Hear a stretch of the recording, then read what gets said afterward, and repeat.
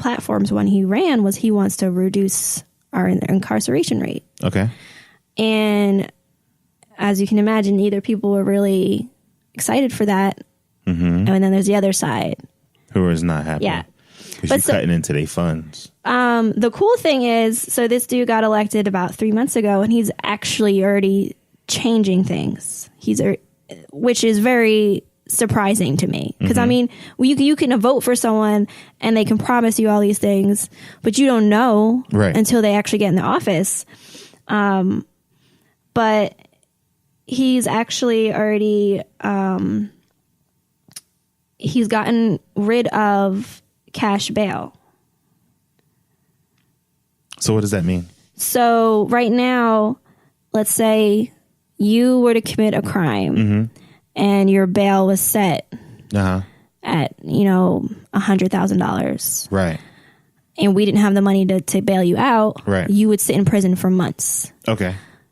Other dude did the same crime as you, comes from a rich fucking family. Right. He posts his bail. So he's out. Okay. And he's free. But you're not because of money. Just because you grew up, Yeah. It connects now. It connects, yeah. He's getting rid of that. So the rich family wouldn't... That would make at least in this case, it wouldn't put them above you just because they have rich parents. Okay. So you'll be able to post bail with like collateral or credit? Yeah. Okay. So a lot of people aren't happy about that.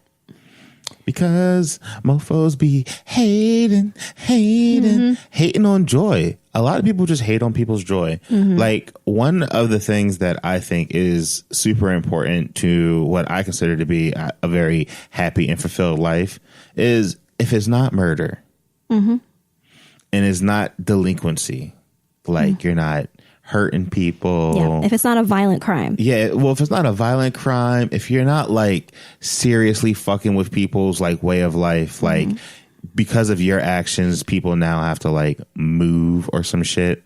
You know what I mean? Like, I'm not saying, hey, shoot heroin on the step because that's cool. But it's like, my thing is, if you're not messing up the society with it and you're not hurting nobody, let everybody, like, let's let people be happy. You know what I mean? Yeah. Like, if like you don't like gay people and gay marriage makes you upset, you should really analyze why. Because realistically, that has nothing to do with you. And all they want to do is be happy. So just let them be happy. It's not like if people get married, other people explode or something. Or it's not like there's can be only so many people getting married in the world and like they're taking up some of the receipts or something. There's nothing to it. Just let people, do what they want. If like, if people want to just like stop hating. Yeah. Everyone just wants to hate for no reason. So he also, I know you didn't have time to read the article. I did not have time to read the article. No. So he recently dropped 50 criminal charges in marijuana possession cases. Yeah. That's and nice. Instead is going after and is actually suing large pharmaceutical companies accused of helping to spark the opioid crisis that is killing people. Yo. So this dude, like shit like that when you hear that, you're like, oh my gosh. This guy gets it. Yes. This dude's like a superhero. He's like fighting crime the only way we can fight crime. Yeah. He's not dressing up like a bat, but he's like in these motherfuckers' nightmares. Like, these dudes are probably just like, the DA was in my dreams. Like, yeah. I'm actually like, he's doing so much that I'm actually kind of scared for him. And he's only 3 months in, but I'm like, because like the police, for the most, like he gets along with some cops, but a lot, like they were not into him running, because he also, I don't even think this is in this article, but he released a list of all the cops that got accused of all these crimes. I mean, Philadelphia. Yeah, fuck that shit. Fuck them.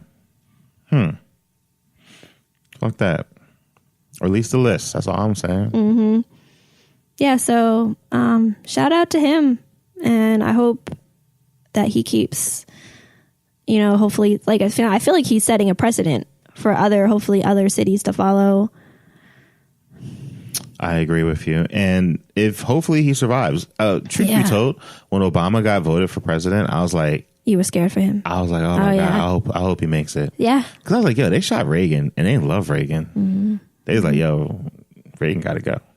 So I just thought for sure that they were going to try to kill Obama. Mm-hmm. And it went pretty well. Yeah. I mean, his biggest scandal was that beige suit and his feet on the desk. True. That was a thing. They were like, yo, he put his feet on a desk? Oh, God. This dude gave, hush money to porn stars. He's doing the most. He's all right. They're praising him for being presidential at times. A good Christian. Jesus. All right. So my little bit of news is actually not as impactful to the world. I think it is. It is and it isn't. It's impactful to America. Mm-hmm. And Black Panther becomes the top grossing superhero film of all time in the U.S. Who would have guessed? It beat out the Avengers. Like, would you have ever guessed that would have happened? No. I knew it was going to do well. Mm-hmm. I never knew it was going to do this well. And it's kind of funny. So earlier this week, an article was released by this writer. I forget the guy's name. And he was just saying how Black Panther is Hollywood studios' worst nightmare. And the reasoning behind it was it's doing so well. It's doing so well. All these other studios who thought they got out of the way of Black Panther didn't. So like they've been releasing like these quote unquote tentpole studio projects like Tomb Raider, A Wrinkle in Time, and just recently Pacific Rim. And up until this past weekend, Black Panther has beaten them every single time at the box office. Mm-hmm. He's been there for 5 weeks at number 1. That's insane.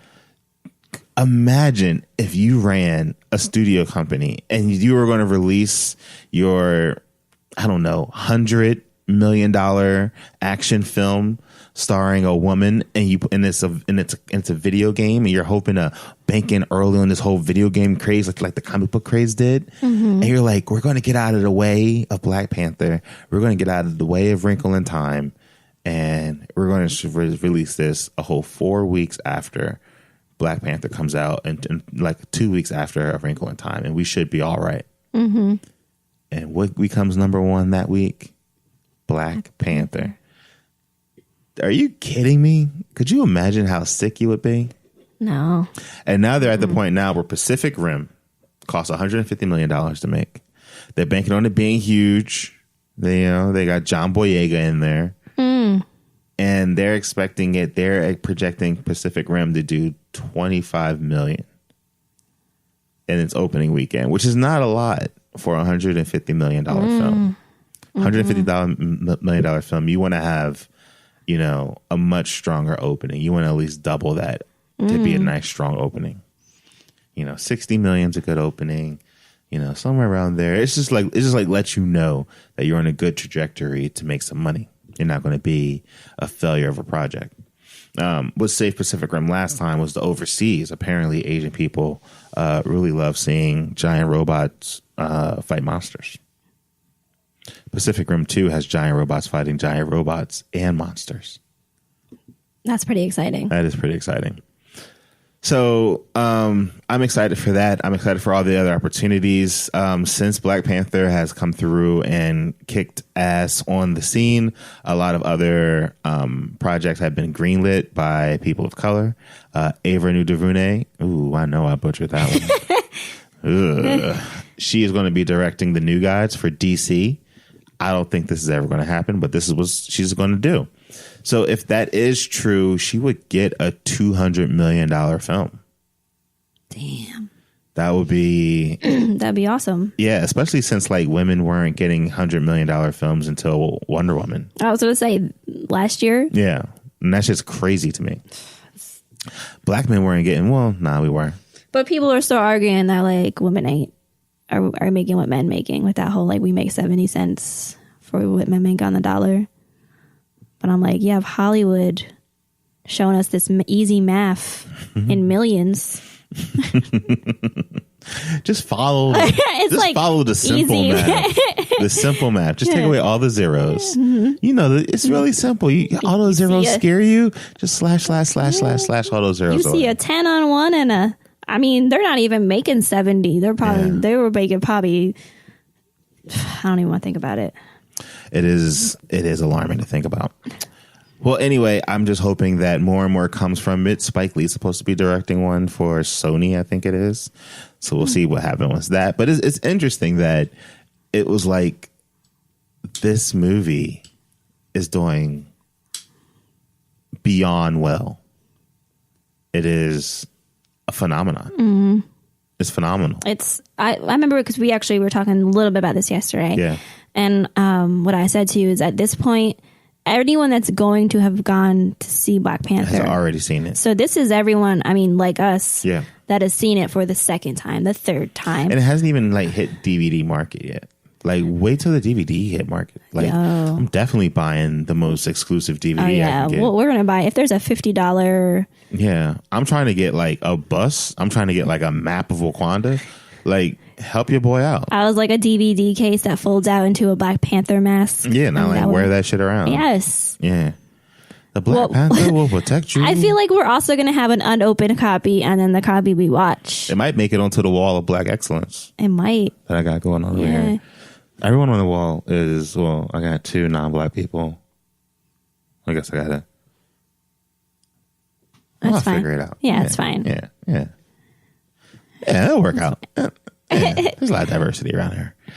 All right, so that wraps it up for us for this episode of Lulu and Pop. I am going to I'm going to go puff a drink because I'm dying. I know. This is I think because it's such a staple to our Sunday morning tradition to not have like a coffee or tea. And I don't want to like leave now. No. I'm really struggling. All right, so Lauren, do you have anything else? No, I'll see y'all next Sunday is Easter, so maybe we'll record Saturday. Maybe we'll record Sunday. Maybe we'll see. Okay, so until next time, Lauren, say goodbye. Goodbye.